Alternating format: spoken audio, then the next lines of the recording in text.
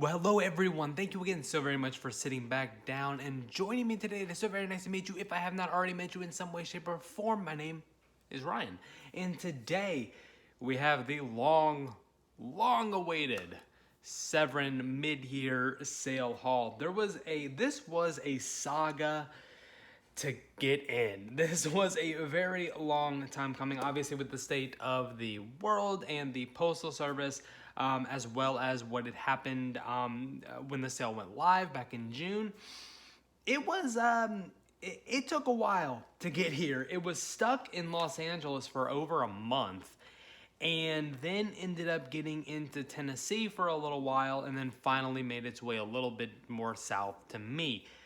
But it's here. It came in last week, and with the day job the way that it is and life in general, not as much time to sit here and do this video. Mostly the day job. It's a little crazy, very hectic right now. But I wanted to go ahead and make this video to showcase everything that I had picked up because I'm very excited. One of these titles I've already watched, which will be in a combing through the watched pile video. I don't know why I did a bow there, but let's go ahead and showcase everything. So the very first thing that everybody had gotten in was this convention lanyard, which I think is really cool. I really enjoy it. It looks sharp, and then it's got this, I think it was 10.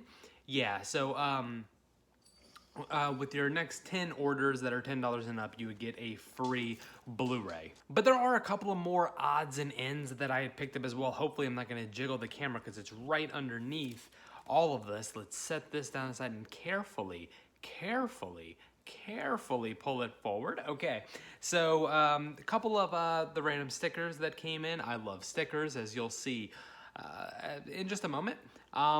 Couple of random Severin and Intervision stickers. Set those down over here.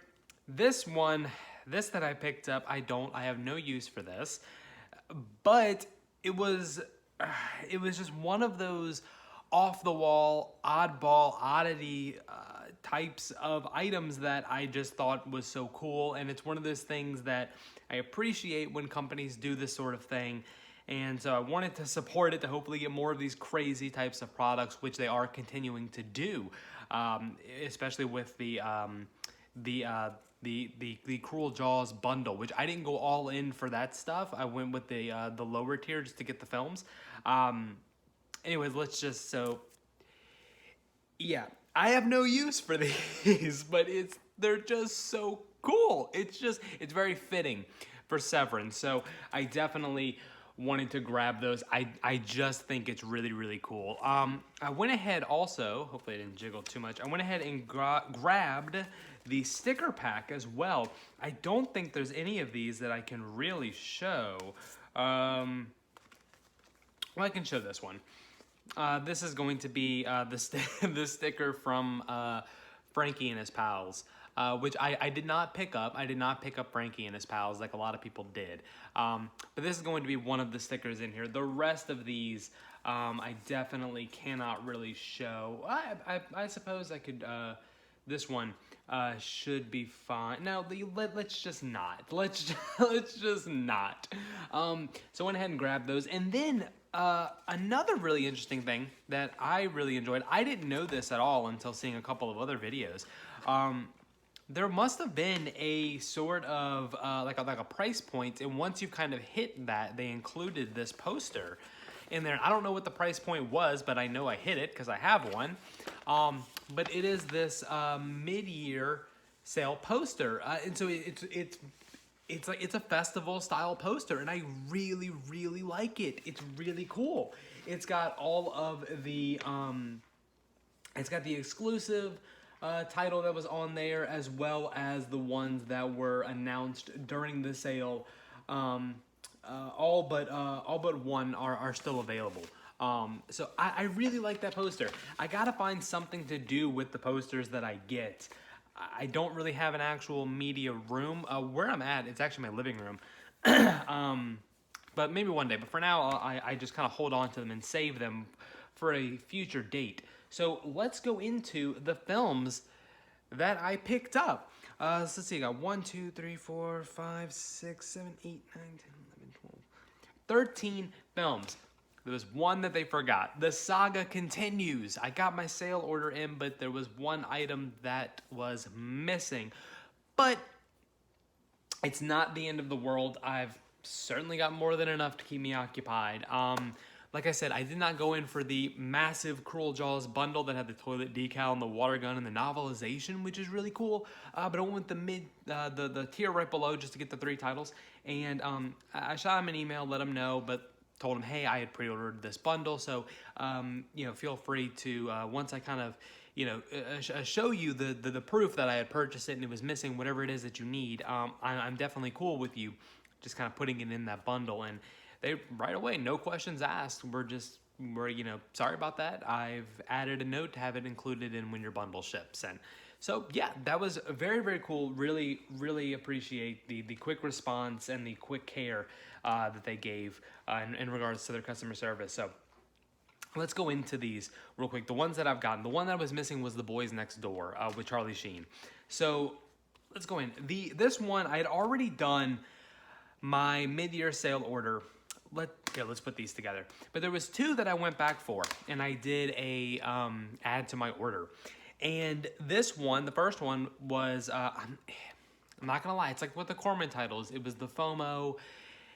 It got to me, and so I just couldn't. Plus, because this is a director that I'm really trying to get into his work and really sort of learn as much as I can and see these films. But that was going to be Jess Franco's Bahia Blanca. This was the mid-year exclusive. Like I said, I'm generally not into the exclusives and the only available for a few days or that sort of thing. And normally I'm very good about not falling into that trap, but this one got me, especially because Franco was somebody that I'm trying to become very educated in. I've got a couple of his films so that I can go ahead and begin my education in Jess Franco. But yeah, so really, really excited for this one. I think there's nothing. You got to be careful with the Severin titles with flipping over to the back, because you never know what's lurking that's inappropriate. But this is a later Franco film. It's 1984, and this is cited as being a very big influence for Tarantino's Kill Bill. So that alone was enough of the intrigue to definitely get this pick this title up, besides wanting to explore Franco and his filmography. So where can I put these without, because I've got my cup over there, I guess. Oh no. Okay. Oh, right there. Right there is good. This one I've already watched. I haven't dived into any of the special features. This was the one besides Bahia Blanca that I went in and added. That was because I was in a live stream with Mr. Aaron Penn of the Cult of Cinema, and he had mentioned this, and yeah, I had to pick it up. And that is going to be 1989's Next of Kin. Now, I've already watched this film, so I'm not going to say too much about this one. But since this is the only title that I've actually seen, because with these sales, I do blind buy because I budget in such a way to do so. I've got the money already set aside. But this one is it's a bit of a mystery, a bit of a like haunted house type of story in a way. There's a lot going on here, and I really, really dug this film. But I'm going to save my thoughts for when I get to that video. On here, though, there is a commentary. There's 2 commentaries. I haven't gotten into those yet. Like I said, none of the special features I've gotten into.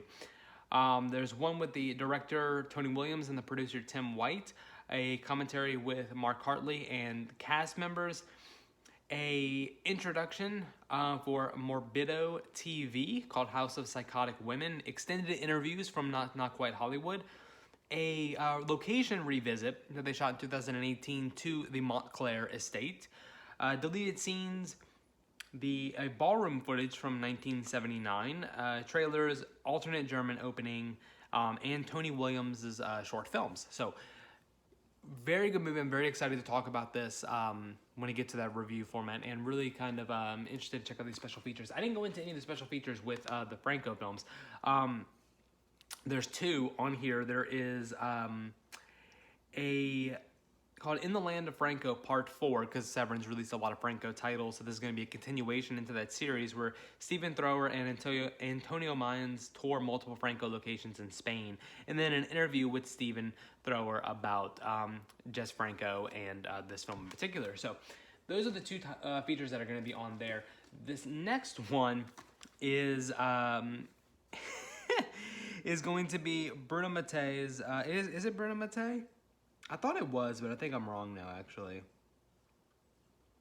I think it is, because I think that this is, yes, I'm correct, because it's a pseudonym that's on there. This is going to be the high-octane action, off-the-wall, bonkers film of Robo-War.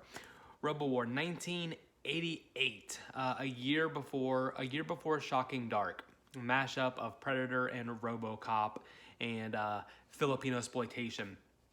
So really excited. On here we have an interview with co-director Claudio Fragasso, a interview with the co-writer, a career interview with the screenwriter, interview with actresses, and interview with the stuntmen, and some behind the scenes and trailers. So very excited to check out Robo-War, because I've heard so much about that particular film. This one I've heard a lot about, actually, and I think I've really been hearing about it from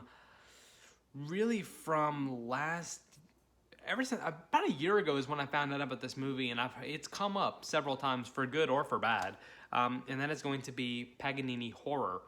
This Italian horror film. Wasn't like an all-female like hair metal band or something like that, I believe, when an all-girl rock band records an unpublished song by Niccolo Paganini, the 19th century composer said to have sold his soul to the devil. They will unleash a skin-tight spandex nightmare of extreme violence, cheesy power ballads, Suspiria-influenced lighting, and outlandish satanic havoc that Quiet Cool calls serious fun. So I've heard so much about this particular film, and I know that there is a bit part by Donald Pleasance, who is always very pleasant, and this is the 2-disc special edition that comes with the soundtrack, which I've got a couple of them in here that do that. I wish that Next of Kin was one of those, because the soundtrack is, or the score is done by Klaus, I can't remember his last name, but he's one of the members of Tangerine Dream, and it's a very good score.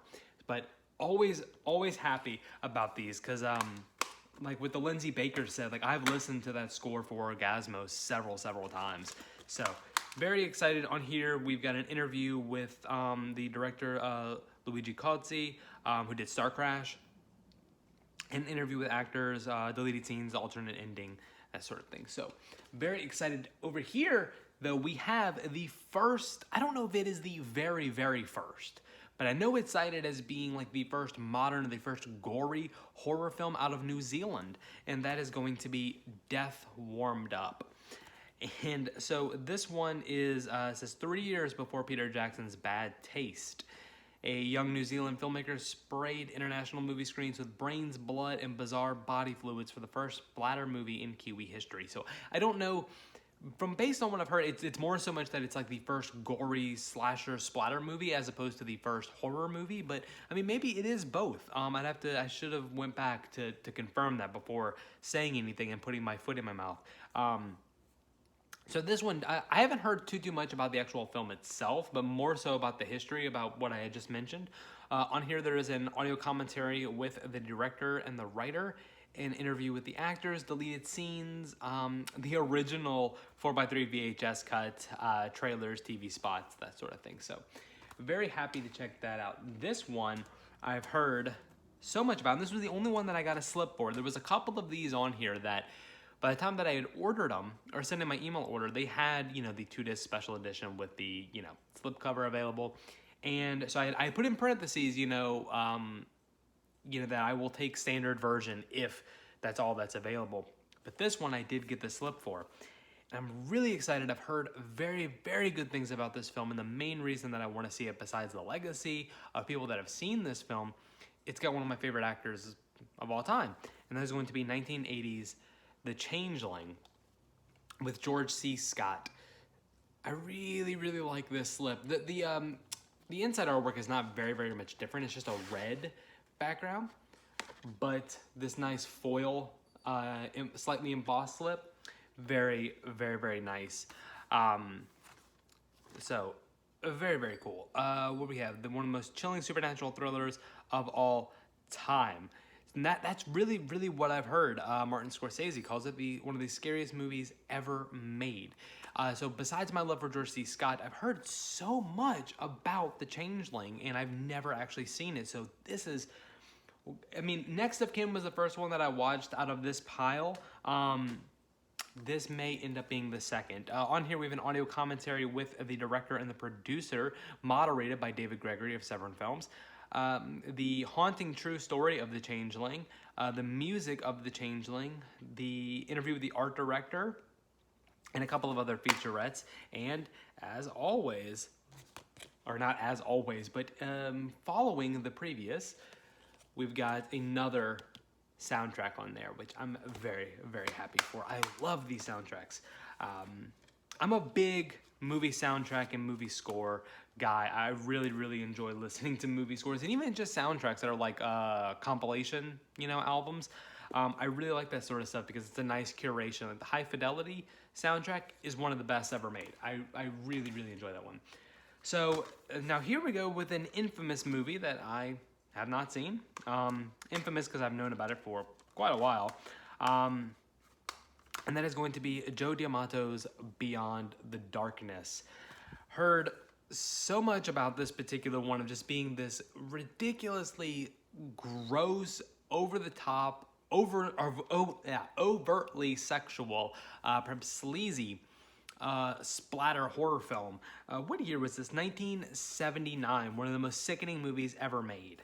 A film not to be missed by fans of graphic, intense horror. One of the most controversial films. And so that alone just sells me for the education purposes, but then obviously because I dig this sort of stuff. So what we have here, we have an interview with Joe D'Amato, an interview with different actresses, location revisited, which I really do love those features. We have the soundtrack, which is done by Goblin, the legendary Goblin, and what's really, really cool, one of the features on here, I don't know if it's an entire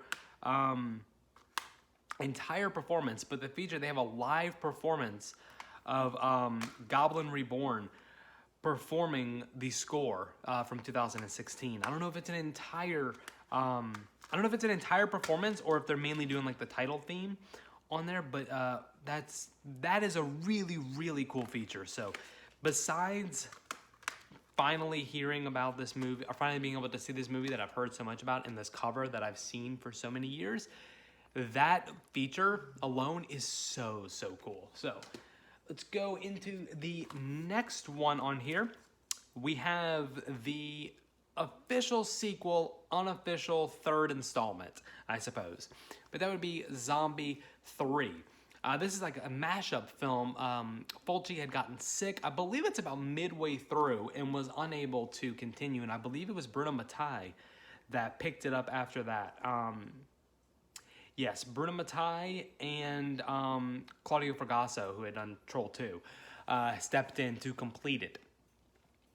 So I'm really, really interested because I had seen Zombie for the first time earlier this year and really, really enjoyed it and was blown away by a lot of things about it. Definitely did live up to the hype, which I was a little bit worried about.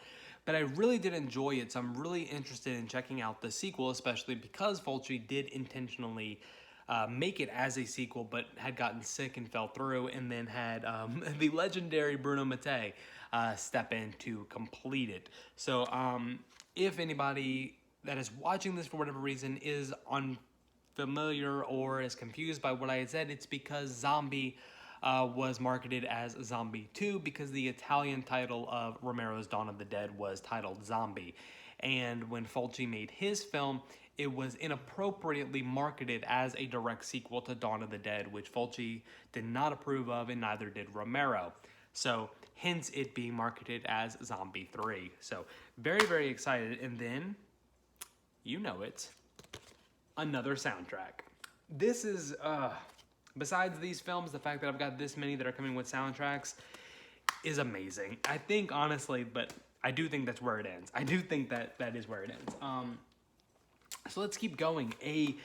Yes, it is going to be where it is. This one doesn't come with one. So let's go into, we have a Argento-produced horror film. And this is going to be 1997's The Wax Mask. I've heard very, very interesting things about The Wax Mask. This is cited as being one of the final Italian gory horror fests of that era. This like the final nail in that coffin, so to speak. But I have heard very positive things about this, so I am definitely interested. I was originally supposed to be helmed by Fulci, and then Fulci unfortunately had passed away, and it was taken over by Sergio Stivoletti. Stivoletti? So let's see over here. The cinematography is done by the same gentleman that did the cinematography for The Beyond and Zombie, and there is a slew of special features on here. One in particular, just all about talking all about Fulci, about all of these producers down to Argento himself, and a lot of the people that worked on this film, discussing Fulci and Fulci's legacy. So very, very cool. Yeah, there's a whole slew of special features on there.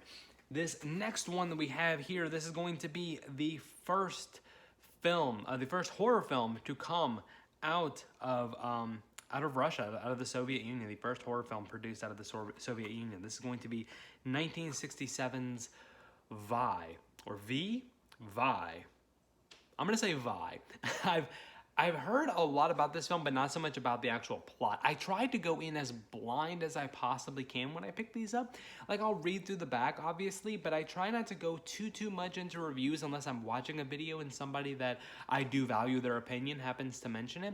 But from what I've heard about this film is that it's this insane mixture of horror and fantasy that definitely would influence Guillermo del Toro in the future. So it seems almost, almost like sort of the foundings for what would influence Pan's Labyrinth, possibly. It seems like it may sort of be in that vein.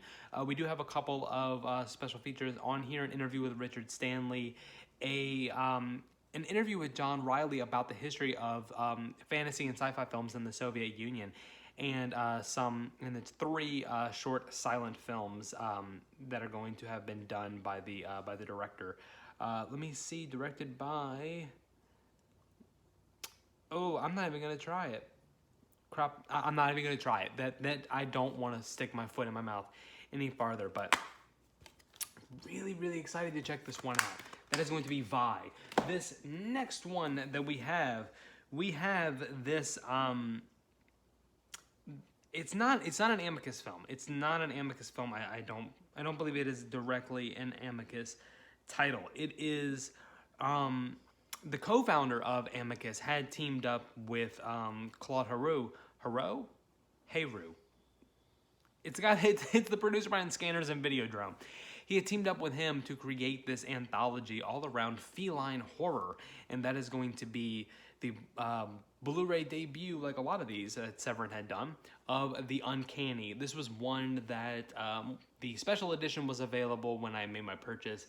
That is not the one that I got. The cover's fine. The cover on the slip, though, is really, really cool. But this one will do. I believe it's 4 different tales. Let me try to see. Maybe it doesn't say it on there, but I thought that there was 4. And then we have Peter Cushing, Donald Pleasance, who is always pleasant, Ray Milland, Alexandra Stewart. It doesn't say. It doesn't. Oh, it's 3. 3 tales of Kitty Carnage, and a couple of special features. Just an interview with one of the actresses. Scanned from an inner negative that was recently discovered in a London vault. So really, really excited to check out The Uncanny. We've got 2 left here.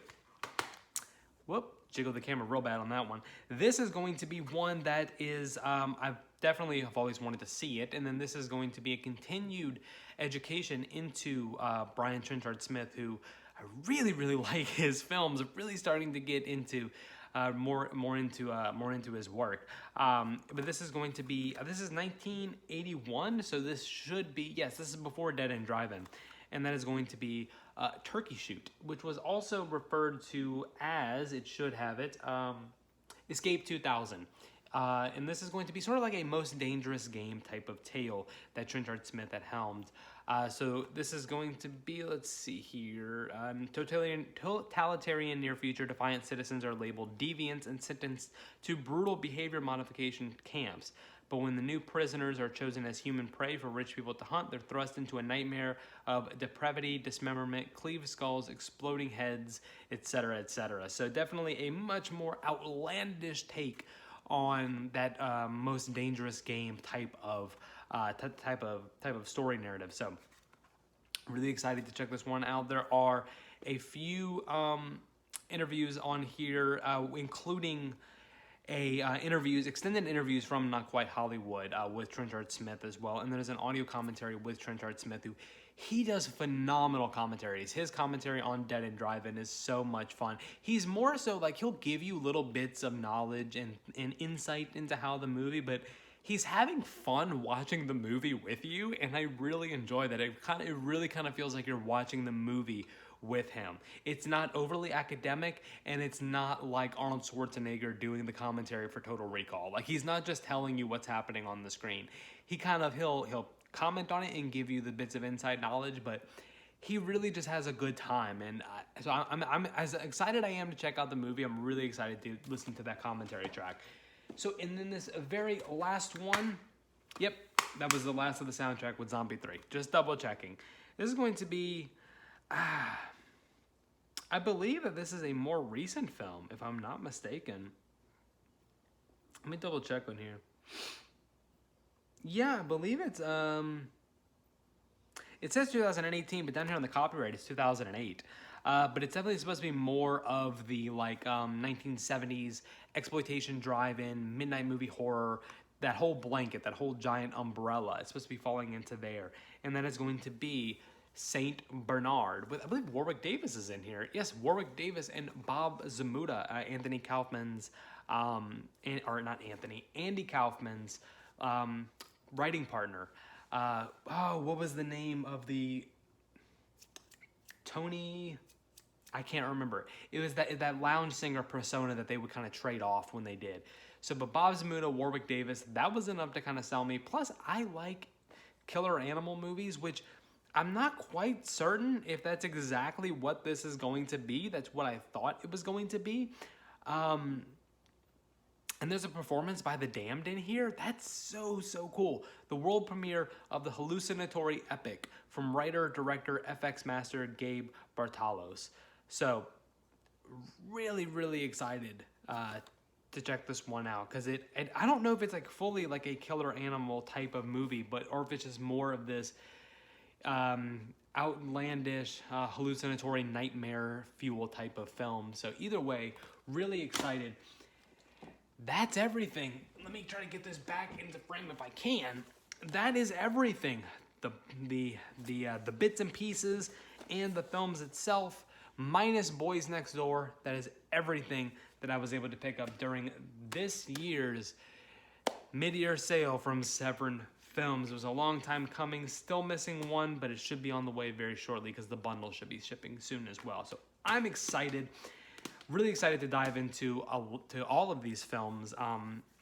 What did you guys pick up? Because if you had gotten your Severin sale order, which a lot of people did before me, what did you pick up? Did you pick up any of these titles? Have you seen any of these titles? Please let me know in the comments down below. If you like this video, please be sure to hit the like button. Hit the subscribe button as well while you're at it. We've got more additional content. We've got these sale hauls, review videos, tons of box set adventures with much more coming along down the pipeline. All of my social media and contact information is found in the description box down below. But other than that, that's all that I've got for you today. I sincerely hope that you enjoyed this video, and I really truly hope that you enjoy the rest of your day.